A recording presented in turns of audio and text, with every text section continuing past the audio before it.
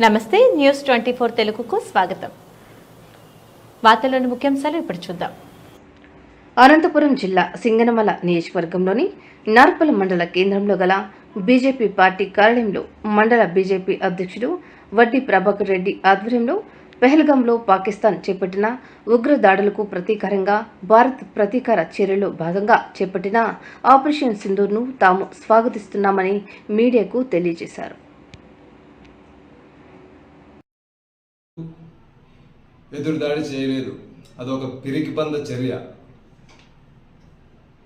దానికి ప్రతీకార చర్యగానే ఈరోజు అర్ధరాత్రి 1:44 ఆపరేషన్ సింధూర్ నాంసే. ఎందుకంటే ఎవరైతే ఉగ్రమూకలు ఉన్నారో వారి భర్తలు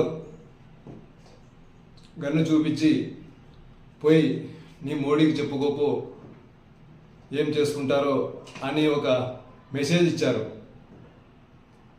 అందులో భాగంగానే భారత సైన్యం అలాగే మన ప్రధానమంత్రి మోడీ గారు దీర్ఘకాలిక చర్చలు జరపడం అనవసరం వారితో. ఎందుకంటే వారు ఏ రోజు ఎదురుబదురుగా వచ్చి దాడి చేయలేరు. ఎందుకంటే పాకిస్తాన్ ఏ రోజు కూడా దొంగచాటుకు దెబ్బతీయాల్సిందే. అందుకనే ఈరోజు ఆపరేషన్ సింధూర్ భాగంలో భారతదేశమే కాదు ప్రపంచ దేశాల నుంచి కూడా మనకు ఆదరణ లభిస్తూ ఉంది. కాబట్టి ప్రతి ఒక్కరూ కూడా ఒక సైన్యం ఒకటే కాదు, బార్డర్స్లో సైన్యం ఉంది, సైన్యం ఒక్కరిదే బాధ్యత కాదు, ప్రతి పౌరుడికి బాధ్యత అనేది ఉంది. ఎందుకంటే మీ చుట్టుపక్కల ప్రాంతాల్లో ఎవరైనా మీకు అనుమానాస్పదంగా కనిపించినా, అనుమానాస్పదంగా ఏవైనా వస్తువులు కనిపించినా వెంటనే సంబంధిత పోలీస్ స్టేషన్కి తెలియజేయగలరు. ప్రతి ఒక్కరి మీద బాధ్యత ఉంది. ఒక సైన్యం బార్డర్లో ఉంది చూసుకుంటుందిలేని కాకుండా ప్రతి ఒక్కరి మీద బాధ్యత ఉంది.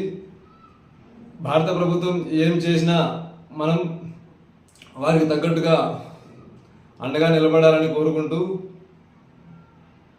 ఒక మాజీ జవాన్గా ఈ ఆపరేషన్ సింధూర్ని స్వాగతిస్తూ, ఇలాంటి దాడులు పాకిస్తాన్ మీద ఓన్లీ ఉగ్రవాద స్థావరాల మీద దాడి జరిగింది, అది గమనించాలి. పాకిస్తాన్ లాగా పిరికిబంది చర్యలాగా కాదు, ఓన్లీ ఉగ్రవాద స్థావరాలను మాత్రమే భారత సైన్యం పేల్చేసింది. కాబట్టి పాకిస్తాన్ కూడా ఇది ఒక చెంపదెబ్బ లాంటిది. పాకిస్తాన్కి ఇది ఒక గుణపాఠం. ఇలాంటి చర్యలు మరీ జరగచ్చు. కాబట్టి ప్రతి ఒక్క పౌరుడు అలర్ట్గా ఉండాలి. ఏ విషయమైనా మీకు అనుమానాస్పదంగా అనిపించినా దగ్గరలోని పోలీసులు కానీ మీ ప్రకృతి తెలిసిన వాళ్ళకి కానీ విషయాన్ని చేరవేయగలరు. ఎందుకంటే యుద్ధ వాతావరణం బార్డర్స్లో ఎలాగుందో మనం కూడా అలాగే అలర్ట్గా ఉండాలి.